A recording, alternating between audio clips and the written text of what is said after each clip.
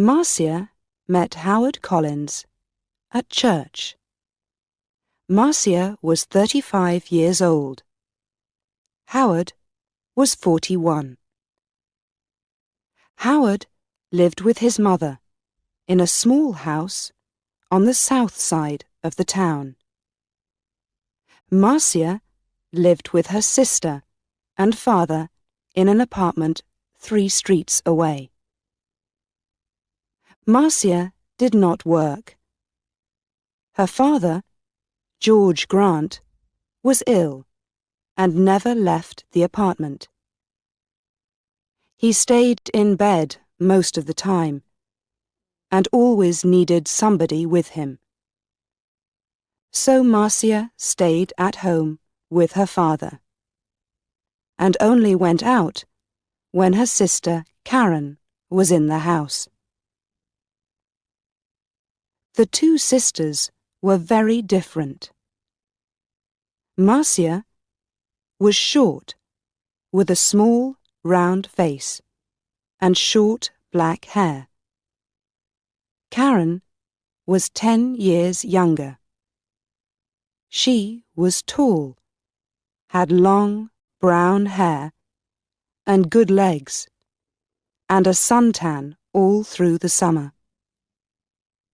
People often said to Marcia, "Your sister is very beautiful."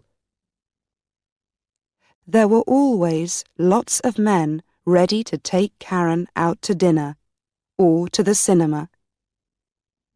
But Marcia stayed at home. Karen worked in a shop in the town. When she was at home, she liked to sit up on the roof garden of their apartment building. It was one Sunday in May when Marcia came home with Howard the first time. She took him to see her father. George Grant was in bed. He had grey hair and a grey face.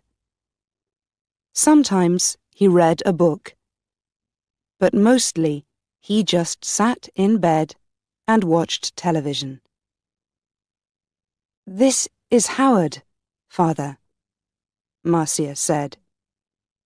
"He works at the hospital, and we met at church. I told you about him last week. Do you remember?" "No," her father said, and he turned his face away, back to his television. He was not interested in new people or his daughter's friends. Just then, Karen came into the room. She wore a white bikini and white shoes. She smiled at Howard. "So you're Howard," she said. "My big sister has got a boyfriend at last." Howard's face went red, and he looked down at his feet. Karen laughed. "Come on up to the roof garden and have some wine. The sun is wonderful this morning." "Oh, Howard began. Marcia looked angrily at her sister. But then she said, "Yes, I must get Father a drink. See you in a minute, Howard.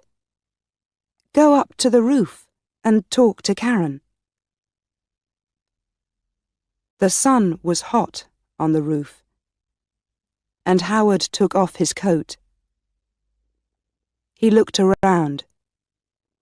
There were 3 chairs, a sun umbrella, a sunbed, and a table with 3 glasses and a bottle of wine on it.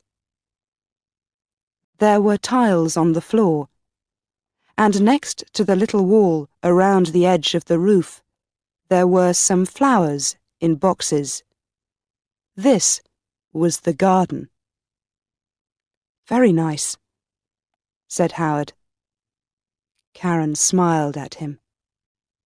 "We don't see many good-looking men up here," she said. "Sit down and have a drink." Howard's face went red again. He gave a shy little laugh. "Oh, thank you," he said. He tried not to look at Karen's long, sun-tanned legs, but it was not easy. "I come up here all the time when it's sunny," Karen said. She began to put suntan oil on her arms and legs. Howard watched. Then Marcia arrived, and the three of them sat in the sun and drank wine. Marcia looked at Howard with love in her eyes. She did not look at Karen. Karen watched them. Her eyes went from her sister to Howard and back again to her sister. She smiled. It was not a nice smile. Every Sunday morning after that, Marcia brought Howard home for a glass of wine after church. Howard stopped his car in the street outside the apartment building, and Marcia said, "Sound the horn, Howard. Tell Karen we're here. Then she can get the wine ready." So Howard gave 3 little toots on his car horn. On sunny days, Karen always came to the wall at the edge of the roof and looked over to wave at them. Then she went to get the wine. She always wore her bikini, or a very short skirt. Marcia never wore short skirts or a bikini. "My legs are too fat for bikinis," she told Howard. "Your legs are very nice," he said shyly. One day in June, Karen asked Howard, "What time do you finish work, Howard?" "About 6 o'clock," he said. "Could you bring me home after work?" Karen said. "My shop's very near the hospital. You drive right past it. And you only live 3 streets away from us." "There's a very good bus," said Marcia quickly. "It stops outside our building." "But the bus is so slow," Karen said. "Please, Howard." Howard looked from one sister to the other.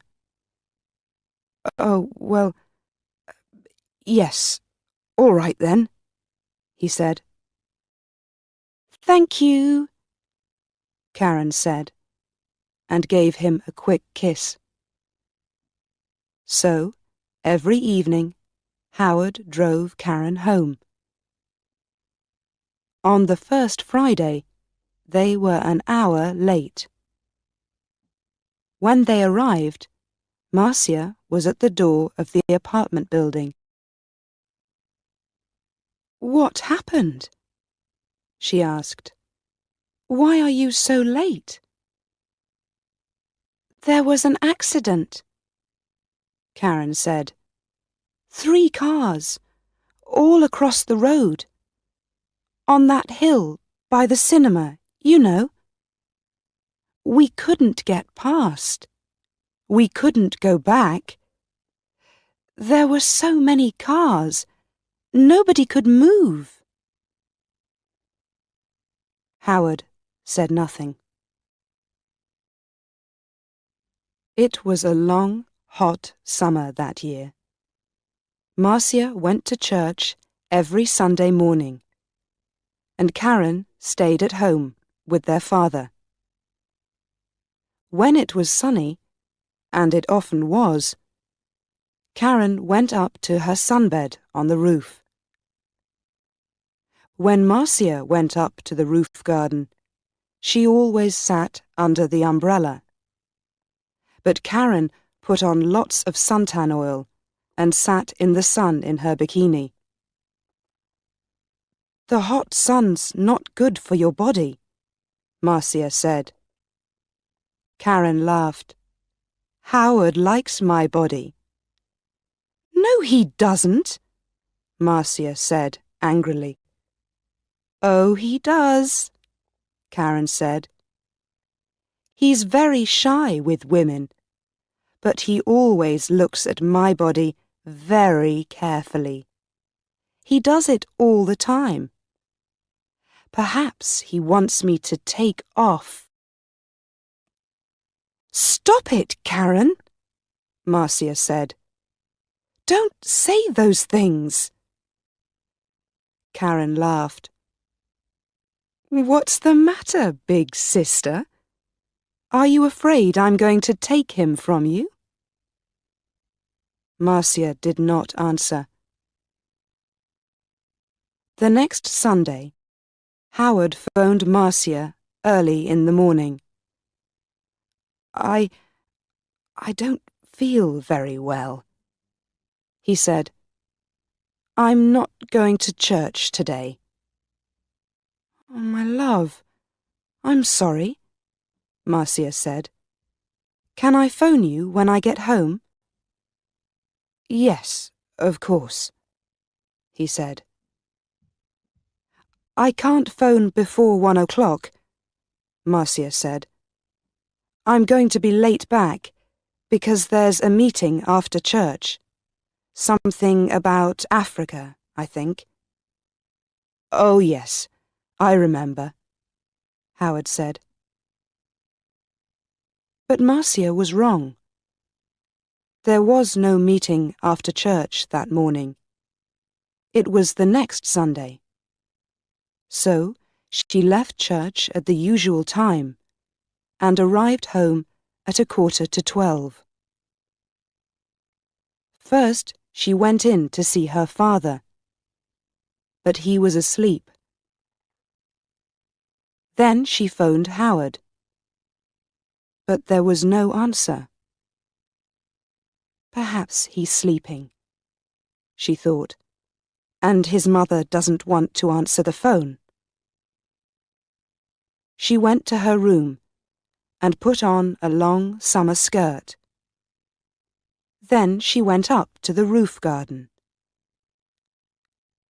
She put her hand on the door to the roof and stopped. The door was half open, and she could hear voices. There was someone with Karen. A man. Howard. Howard? Marcia listened. "I feel bad about this," Howard said. "We must tell Marcia soon, Karen." "No," Karen said quickly. She gave a little laugh. "It's our secret, Howard. Only for a little longer. All right? I don't like," he began. "But you do love me, Howard," Karen said. "Not Marcia? Say you love me, please." Marcia suddenly felt cold.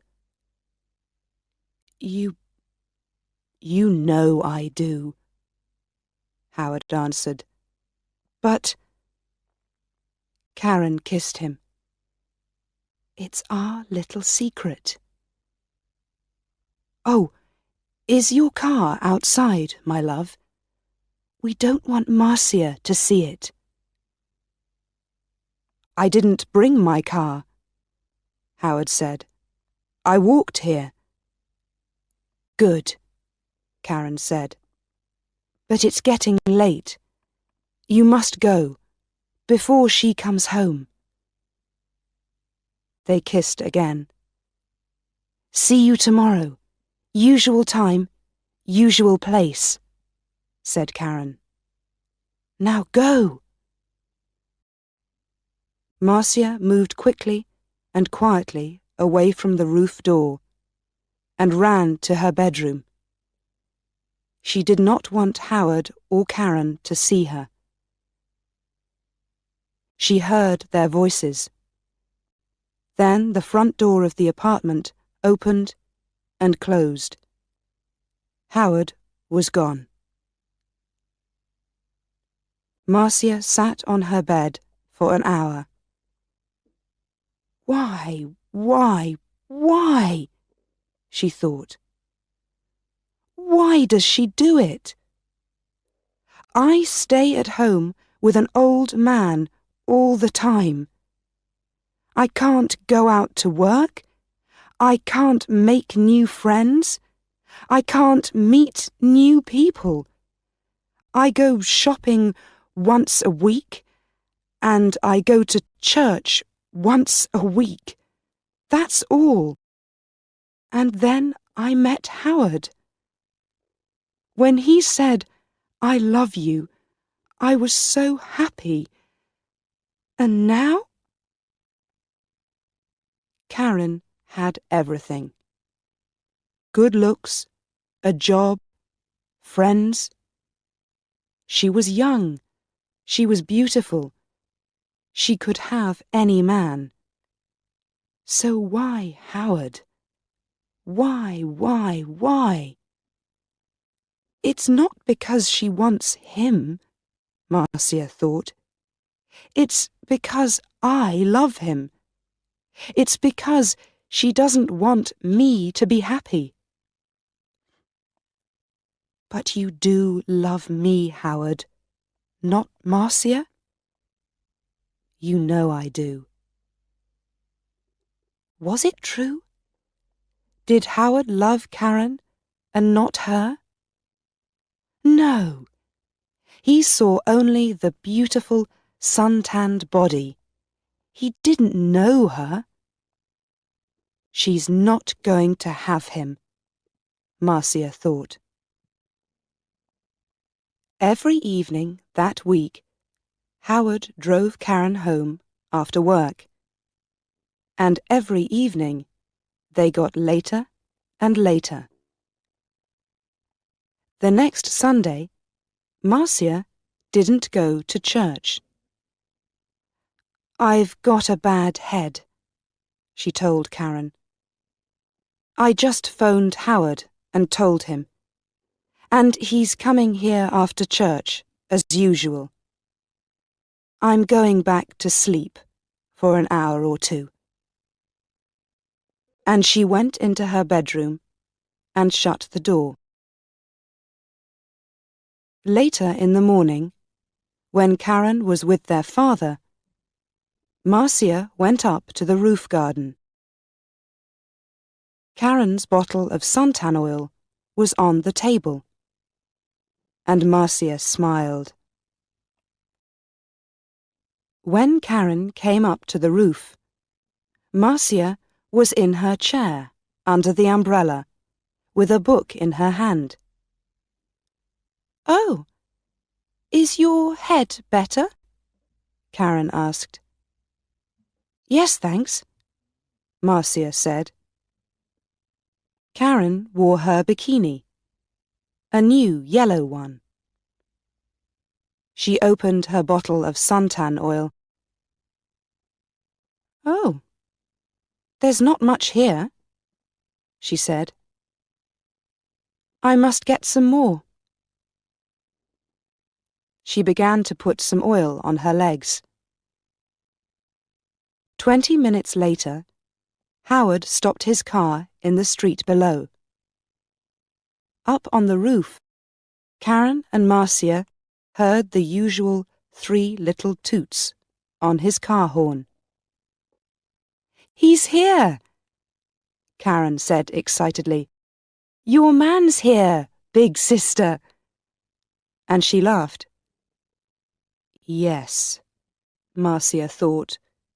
My man, not yours, Karen. Karen jumped up from her sunbed. She ran to the wall at the edge of the roof to look down and wave to Howard. She had no shoes on, and at the wall her feet suddenly slipped away from under her. "Ah!" she cried. She fell forward and put out her hands to grab the wall. But the top of the wall was slippery too. Her hands could not hold it, and slipped away, off the wall, over the edge. And her body went on too, over the edge of the wall, and down, down, down, down. Before she hit the ground, she knew. Slippery. Suntan oil. Marcia.